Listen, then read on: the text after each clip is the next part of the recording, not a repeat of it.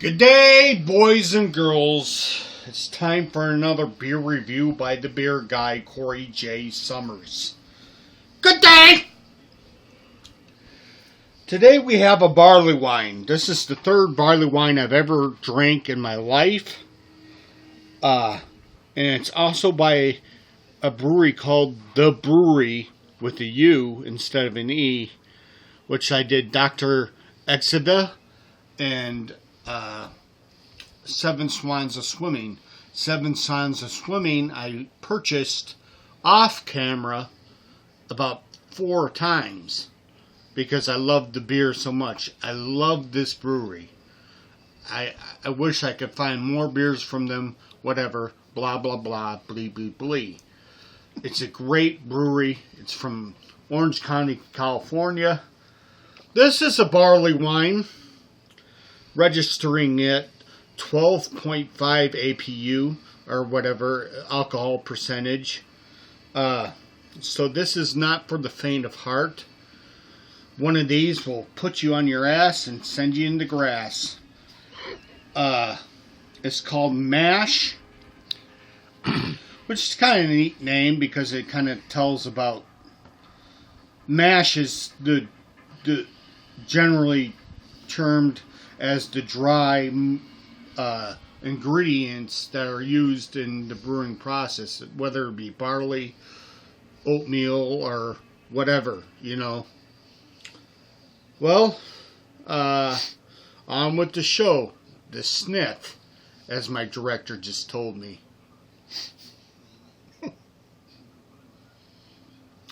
Hints of caramel.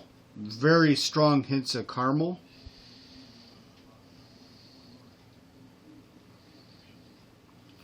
Being a high octane beer, 12.5, that's not fucking around. There is zest.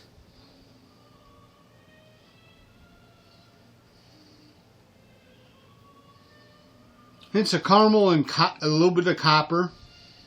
More caramel than anything, which makes me excited. Excited.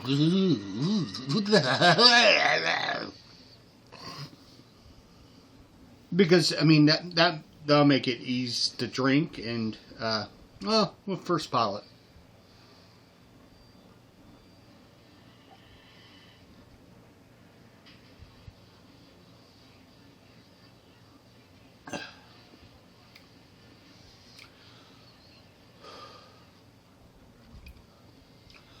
A lot of alcohol in this beer. Very sweet, though. Very sweet and delicious beer. It's bold and it burns a little bit, but the flavor is that flavor is compensated by the sweetness and whatnot. I didn't really read the details exactly to like what it's about. It's a barley wine style. Oh, it's bourbon barrel staged. So this was casted in bourbon. It was fermented in bourbon barrels. I forgot to add that note. I'm sorry. I got so late on that. So that actually adds to the alcohol content, believe it or not. And it's good. It's good.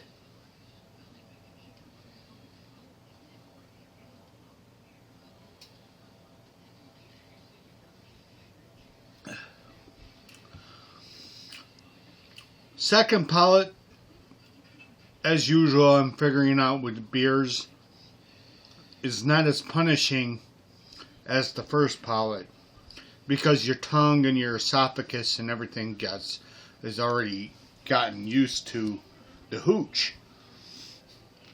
So that was a lot easier. It wasn't such a brick. You know what I'm saying?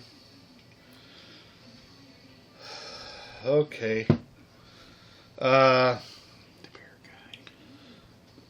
More caramel. A lot of caramel, a little bit of copper. some mint zest from the alcohol content. I just had some cilantro, and that always affects the beer flavor. I should have waited, but I didn't want to because I was excited about this beer. It's not cheap. This bottle I'm holding, or that I am drinking from right now, was $20 for what, a pint 6?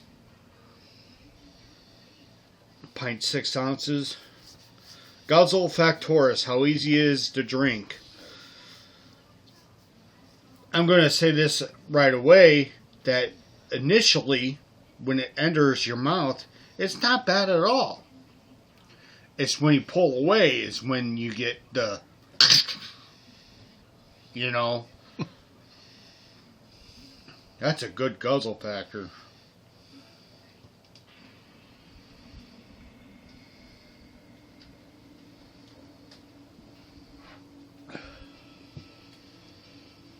Very refreshing. If you can afford it. Oh, it laces. Director, look at that.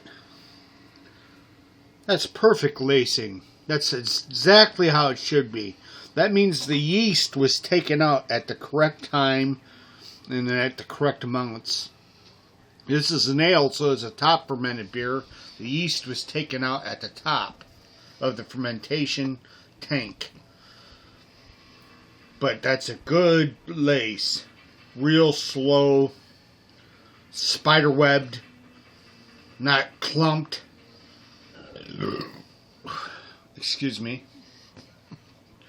It drank very easy for what it is. This would be a good social drink,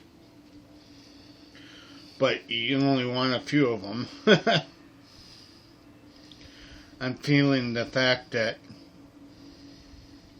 I got notations in my head that, you know, I gotta watch it after this, after the review, because I just drank a 12.5% alcohol rate beer.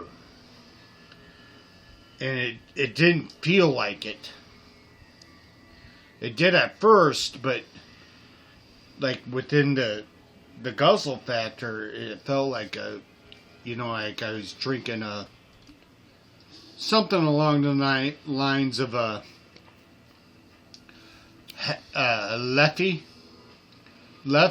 Lef from Belgium. It had that kind of, there's hardly any burn. More flavor than burn, which is cool. So, drink responsibly. Don't kill anyone.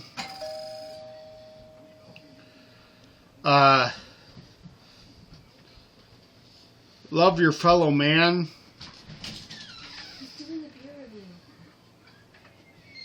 Love your fellow man. Be merry.